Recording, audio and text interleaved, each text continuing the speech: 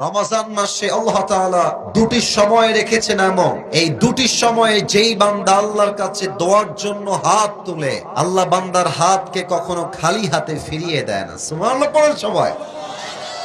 দুই সময়ে বান্দার দোয়া আল্লাহর কাছে করার সাথে সাথেই কবুল হয়ে যায়। আল্লাহ তাআলা বলছেন, ওয়া ইযা সাআলাকা ইবাদি আন্নী ফাইন্নী করিব। ও আমার বান্দা, তুই আমার কাছে চা, আমি তোর কাছেই আছি। তুই চাইতে দেরি হবে, আমি আল্লাহ দিতে মোটেও দেরি হবে না। সুবহানাল্লাহ পড়েন সবাই।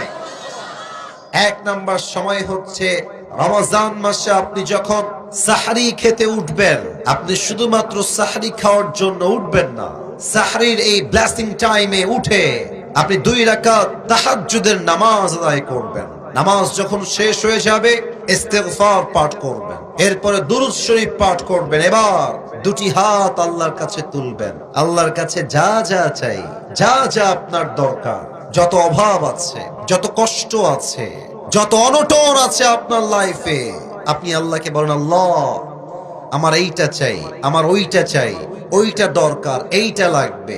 সাহরির সময় উঠে যেই বান্দা আল্লাহর কাছে চাইতে পারে, আল্লাহর হাবিব বলেছেন, সাহরির সময়ের কোন দোয়া, তাহাজ্জুদের জায়নামাজের কোন দোয়া আল্লাহ কখনো খালি হাতে ফিরিয়ে দেয় না। সুবহানাল্লাহ পড়েন সবাই।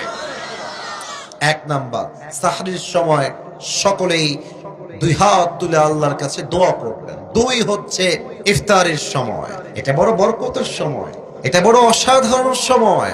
আমরা ইফতারের সময় বসে বসে অনেকে টাইম দেখে সময় নষ্ট করি, অনেকে ফেসবুকে টাইম লস্ট করি, অনেকে ইউটিউবে টাইম ওয়েস্ট করি। এটা বড় বরকতপূর্ণ সময়। ইফতার যখন সামনে থাকে, পেঁয়াজি, আলুর চপ, ডিমের চপ, খেজুর, শরবত, জুস যা আছে সব বান্দার সামনে হাজির থাকে। বান্দা চাইলে খাইতে পারে, বাট বান্দা হাত দিয়ে খায় না, চুপচাপ বসে থাকে। আল্লাহ তখন বলেন, ফেরেশতা, আমার বান্দার সামনে এত খাবার রাখা আছে, আমার বান্দা খায় না কেন? আমার বান্দা জুস খায় না কেন? আমার বান্দা পেঁয়াজি খায় না কেন? ও তো চাইলে খাইতে পারে।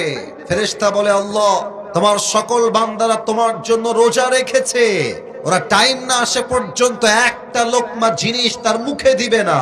তখন আল্লাহর রহমতের দরিয়া জোশ খেলে ওঠে। আল্লাহ বলে, আমার বান্দা কি চায়? শোনো ফেরেশতা, আমার বান্দা এখন যা চাইবে আমি আল্লাহ তার প্রত্যেকটা চাওয়াই কবুল করে নিব। না এত আস্তে সুবহানাল্লাহ পড়লে তো হবে না, বলেন সবাই জোরে সোরে সুবহানাল্লাহ। ইফতারের সময় বান্দার মনটা অনেক নরম থাকে,